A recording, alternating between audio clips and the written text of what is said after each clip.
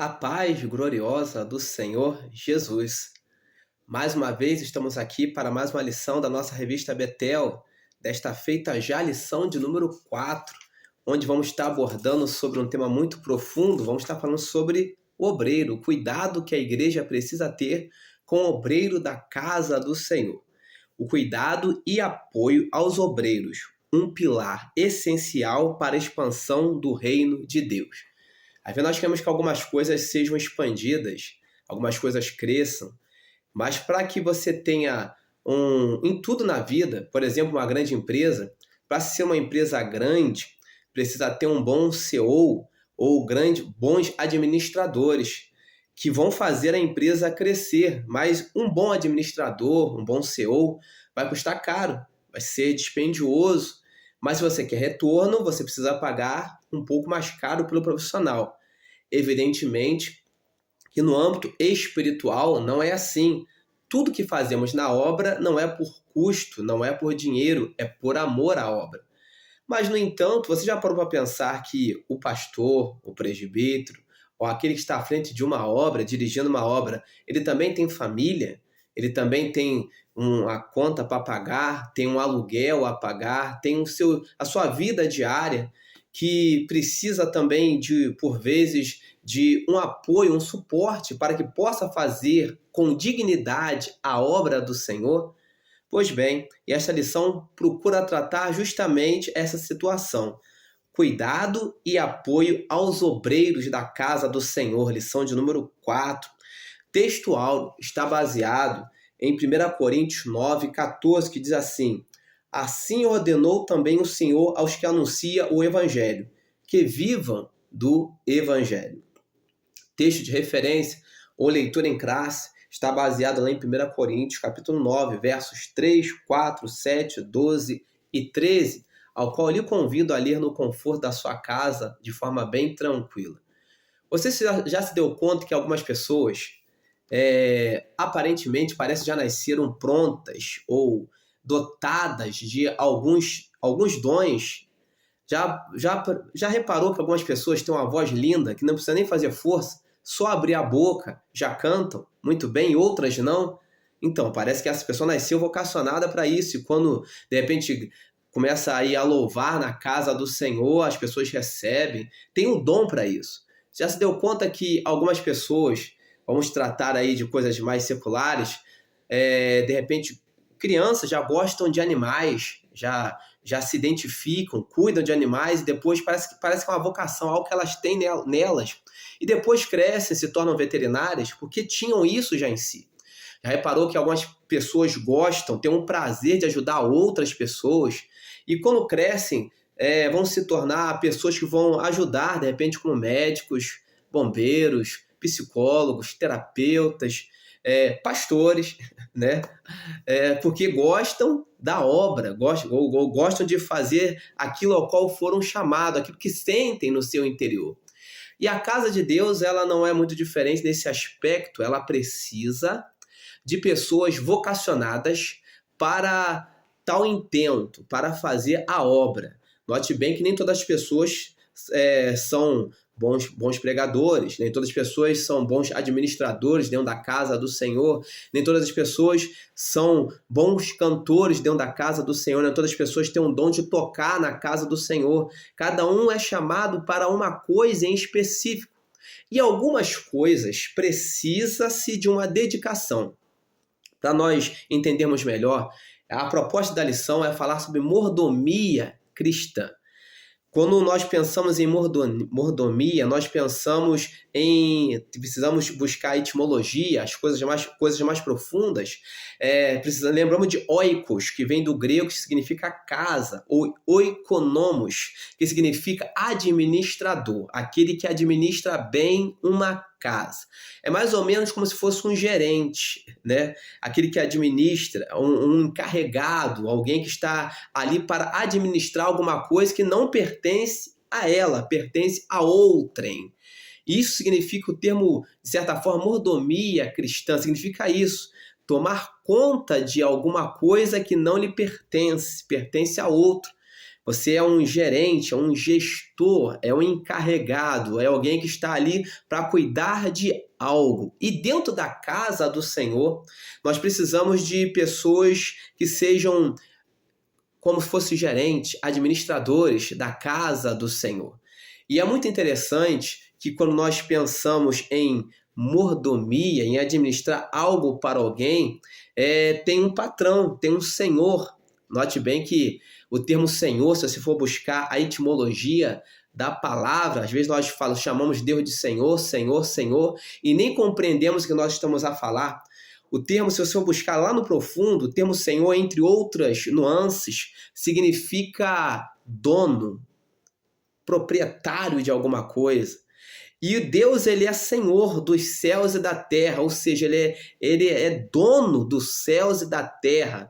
A Bíblia diz que do Senhor é a terra e a sua plenitude, o mundo e aqueles que nele habitam. Deus é Senhor dos homens, Deus é Senhor da terra. Em rápidas palavras, ele é proprietário de tudo. Logo, é claro que por vezes, nós não entendemos a profundidade disso. Logo, se ele é Senhor, se ele é dono de todas as coisas, nós somos seus vassalos. Em outras palavras, um dono é aquele que tem autoridade sobre a sua propriedade. Em rápidas palavras, vamos analisar o período de escravidão no Brasil, quando tinha o senhor ali da terra, ele era senhor da terra, era senhor dos escravos, e ele fazia o que ele bem queria com a sua terra e com os seus escravos, porque ele era senhor. De igual modo, de forma análoga, nós podemos dizer que Deus é Senhor, inclusive de nós, homens, né? De toda a terra. Então, nós não passamos de escravos. Só que Deus, na sua bondade, na sua misericórdia, ele não nos vê como servos. O próprio Cristo falou, eu não vos chamarei servos, mas começou a chamar de filhos, amigos. Deus, na sua bondade, no seu amor, não nos trata como escravos, como somos, porque ele é Senhor de todas as coisas, é proprietário de tudo, mas ele nos trata como servos, filhos, amados, queridos, amigos. Ele nos chama assim, porque ele é bondoso, ele é bom. E sendo ele Senhor de todas as coisas, dos céus e da terra, ele é Senhor da casa. E ele tem uma casa ao qual nós invocamos o seu nome.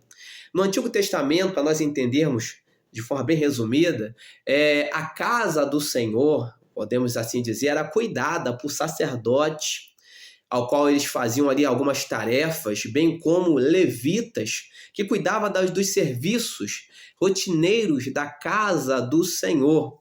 E hoje nós não temos a figura dos sacerdotes para cuidar da casa do Senhor, nem dos levitas, como no Antigo Testamento, para cuidar da casa do Senhor, apenas de forma figurada, nós temos essas figuras, mas hoje nós temos a figura dos pastores, temos a figura dos presbíteros, temos a figura dos diáconos, diaconisas, né, dos obreiros e obreiras que cuidam da obra e da casa do Senhor. Só que como vivem esses obreiros? Da mesma forma que eles são administradores, cuidam da casa do Senhor, eles precisam também de cuidados. E a palavra de Deus é uma coisa muito séria, muito profunda. Tal como um médico, ele precisa se dedicar à medicina para cuidar do paciente, ou tal como advogado precisa se esmerar sobre as leis do direito para defender uma causa, o pastor, ele precisa se esmerar sobre a palavra para defender ou para cuidar das coisas do Senhor, aquilo que Deus colocou em suas mãos. Só que todo cuidado, toda vez que você se esmera, se especializa em alguma coisa, vamos usar esse termo, toma tempo, né? Toma-se tempo. Em que sentido? O pastor, ele para cuidar de você como ovelha, um presbítero, para cuidar de você como ovelha, toma tempo. Uma visita no lar, toma tempo, ele poderia estar com a família. Uma oração, né, de repente, tirando ali parte do seu dia, do seu tempo em oração, toma-se um tempo pela sua vida, pela madrugada, toma-se um tempo. Um evangelismo, né, e todas essas coisas tomam-se tempo. A leitura da palavra para te ensinar depois, né, tirar as suas dúvidas, toma tempo. E nesse quesito, a pergunta que eu quero fazer, que é bem pertinente, você tem honrado o seu pastor? Porque por vezes seu pastor se esmera tanto e você honra o pastor do YouTube, o pastor da internet, o pastor da outra igreja, e diz que o pastor de lá é bom, o outro é melhor, mas você não honra aquele que está contigo todos os dias, que para ouvir. Você, às vezes, por vezes, reclamar, para te dar conselhos, que vai na sua casa, que toma aquele cafezinho contigo por vezes, que essa é uma tarefa pastoral, cuidado com as ovelhas. Isso tudo demanda tempo, demanda, muitas das vezes, muitas coisas, né, que por vezes não são bem recompensadas pelos aqueles que são liderados. E você tem honrado o seu pastor? Essa pergunta é pertinente. Porque Deus colocou algo nas mãos de alguém para fazer na casa dele, uma mordomia cristã, cuidar da casa do Senhor. Só que esse cuidado, Deus também requer que alguém cuide desses que cuidam da sua obra. Deus cuida, por sua vez, Deus cuida. Mas você está sendo receptivo à voz de Deus para ser um instrumento de Deus para cuidar dos obreiros que cuidam da obra, que se esmeram na palavra, né? Porque esses obreiros, esses homens vão dar contas, né, daquilo que fazem na obra. Mas para dar contas daquilo que fazem na obra, precisam se esmerar, precisam ler a palavra, por vezes muitas horas do dia, precisam meditar na palavra, e por vezes chegam assim, numa igreja e os membros não dão o devido valor ao trabalho daquele obreiro, daquele pastor que se esmera tanto por transmitir a palavra. Infelizmente hoje, né, muitos pastores, vamos abrir um outro leque, vamos falar de forma bem resumida, não têm cuidado da mordomia cristã que Deus colocou em suas mãos, que é a palavra. Hoje nós vemos um grupo de pastores que não tem cuidado daquilo que Deus colocou em suas mãos, infelizmente, porque estão se abrindo mão daquilo que Deus deu para cuidar, que é a palavra de Deus, que é inerrante, a palavra de Deus que é infalível, a palavra de Deus que é vida. E por vezes nós vemos hoje muitos líderes que deveriam estar cuidando da palavra, infelizmente não estão cuidando dela. Em que sentido? O divórcio entrou nas igrejas, tem pastores divorciados em cima de altar, não estão cuidando da palavra.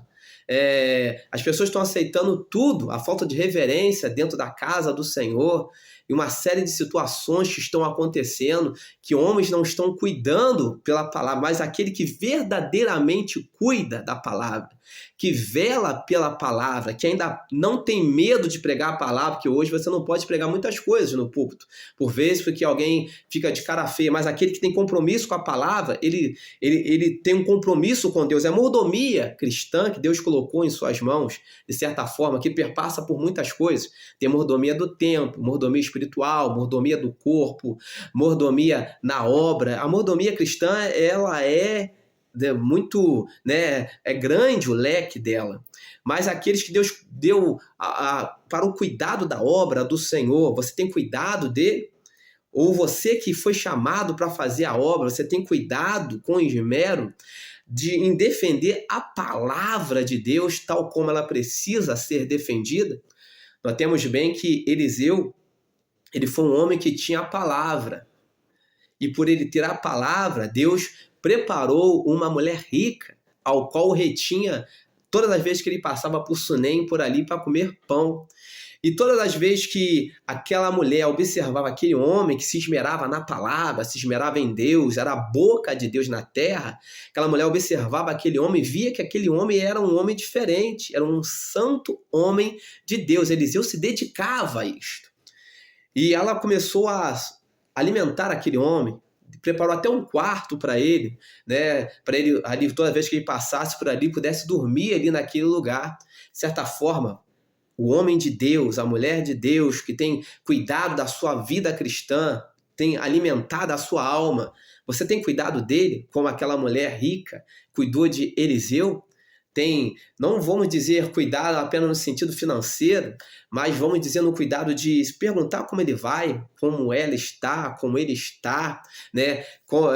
Se está precisando de alguma coisa, porque às vezes a obra de Deus, ela é causticante e precisa que aqueles que estão sendo cuidados, né, dêem o devido valor aos obreiros da casa do Senhor.